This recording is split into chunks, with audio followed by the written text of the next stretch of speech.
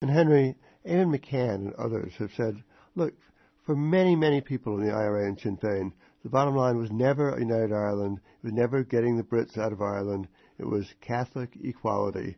And as Eamon would say, it was the Civil Rights Movement. And that was what they were really, bottom line, out for. What do you think about that idea? Well, I mean, I have a lot of respect for him, but I think, no, I mean, I think there are two reasons why people joined up. People joined up, A, because they hated the Brits and the Orange Men, let's be honest. They wanted to get back at the state, i.e. the Orangies, or they wanted to get back at the British Army that were kicking down doors. I remember they kicked down my door, I remember in 1971, so I have some experience of this. And then there was other people who just wanted to join up for United Ireland. There were romantic Republicans who wanted to join up. I don't think anybody joined up and sacrificed themselves or lost their youth. And let's not forget, this is a youth rebellion. Most of the fighters were young men in their teens and early 20s. They didn't do that because just that they thought, we'll get parity of esteem and an Irish Language Act and all that jazz. No way. I mean, it was to get back at the state. Oh, and their leaders channeled that energy into what was called the armed struggle. And Anthony, do you agree with that? Well, I think it's absolutely right. I mean, it's becoming the point now where fewer and fewer people are prepared to challenge that view. I mean, people join the IRA for a variety of reasons, but I don't know anybody who joined the IRA for Catholic equality within the north of Ireland. And if you suggested to anybody in the IRA and the hits blocks, any volunteer that this would be what the outcome was, they'd laughed at you. You'd have been guilty of heresy. They'd have called you a traitor, somebody who was trying to sell out. Yet when the leadership decided that this was a good idea, they suddenly became great leaders, the greatest leadership ever, and heroes of the peace process.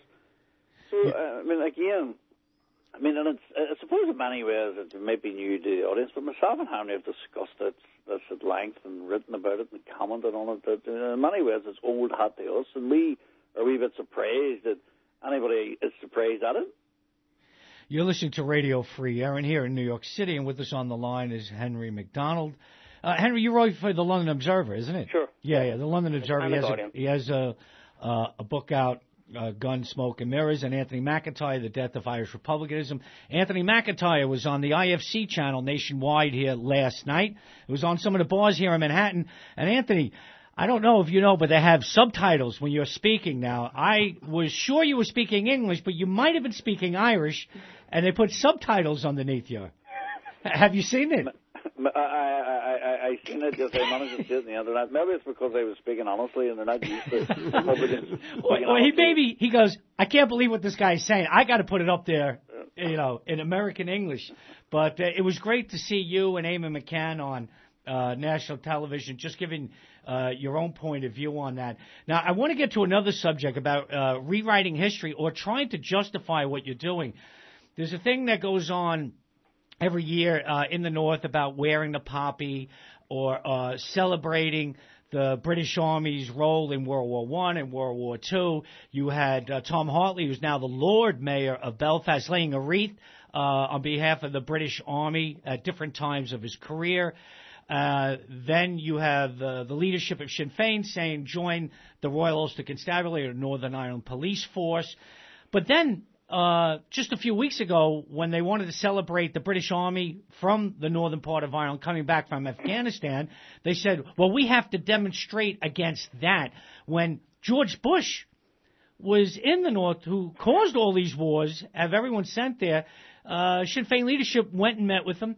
They'll be coming over this St. Patrick's Day, although it won't be George Bush they're meeting anymore. But they had no problem. I mean, how do they do it? Where they could tell you to join one part of the British establishment, but we want to protest another part, join one part, but don't join another, and we'll lay a wreath for the soldiers that died in World War I, but not for the ones that died in Afghanistan or Iraq. Well, I think one of the ways to do it is they've got a ready-made constituency, just like the Unionists have a ready-made constituency, and it's a zero-sum game. We win, they lose, we win.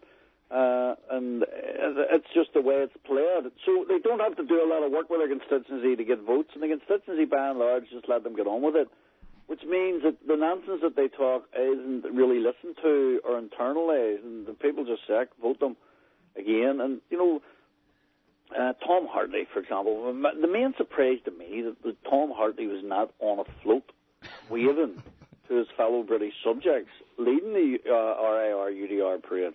Because when you said the word career there, you rightly described it in terms of Tom Hartley. Tom Hartley's an arch careerist and has never been anything but. Tom Hartley's no more Republican than Ian Paisley. In the denial of Republican credentials, Paisley's obviously different in that he's a firm unionist, but in terms of Republicanism, Tom Hartley, I just laugh when people mention Tom Hartley and Lord Mayor of Belfast.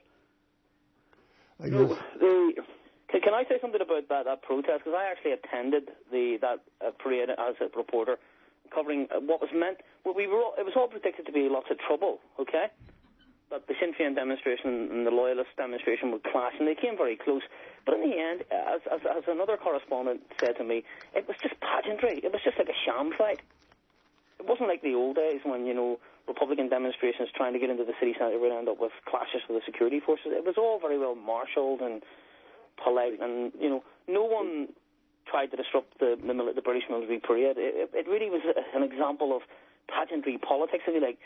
Bring people down the streets to protest, but don't do anything about it. Now, I have my own views on Afghanistan. I actually think NATO are right to be in Afghanistan. I'd rather the Taliban were out of power, but that's another matter. Nonetheless, in terms of where republicanism is, or mainstream republicanism, whatever you want to call it, I think it was a very telling day in the sense that nothing happened. It passed off without much incident. Well, I think more than that, Henry. Sinn Fein made that move for two reasons. Firstly, they were bounced into it by the Republican group Aragay, who organised a protest, and Sinn Fein weren't happy. Sinn Fein probably would rather not have been at the City Hall. But once they decided that they would go there, or wherever they were, protesting in the town, once they decided that they would go, they try to make use of it in terms of politics by saying to the DUP leadership and the British government, we're very angry, we're putting our people out in the streets. And that was a means to bounce the DUP into better concealing Sinn Féin's stance on the question of the devolution of police and justice, and at least pretend that they were giving Sinn Féin something. And the DUP didn't buy into it, and Sinn Féin were left stranded in the centre of the town as second-class citizens, and the Republicans were forced up the road in a sense as third-class citizens, and the Unionists got the town as first-class citizens. Well, I'm glad you talk about the deal. I'm sure your listeners will have known that the power sharing executive, or power splitting, whatever you want to call it, power carve-up, is back on the road again, and it kicked off with its first meeting on Thursday. It's worth noting for a couple of things that, again, the mainstream media have not noted. For example, Sinn Féin's key demand during the kind of 4 months odd standoff between themselves and Paisley's, or the DUP, was that they get a firm date for the devolution and transfer of powers over the police from Westminster to Belfast. They didn't get the date. The deal is very, very vague. Nor did they get an Irish Language Act. There will be no substantial Irish Language Act. There will be some special status given to the Irish language, but there will not be an Irish language that puts Irish on complete equality and on par with English. That's not going to happen. So, again, watered-down demands, and the DUP getting what they want. Henry, I find... They always used to say, God made the Catholics and the Armalite made them equal. Yeah. And the minute they lost the Armalite, they went back to being very unequal. And the DUP have out... Well, I disagree with that slogan, but... maneuvered on everything.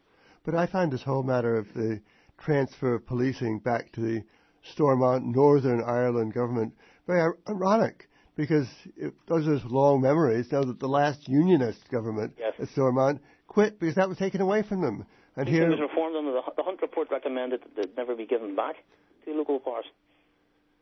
But that was the union, and now Republicans are saying you must give it back to the Northern Ireland government. Well,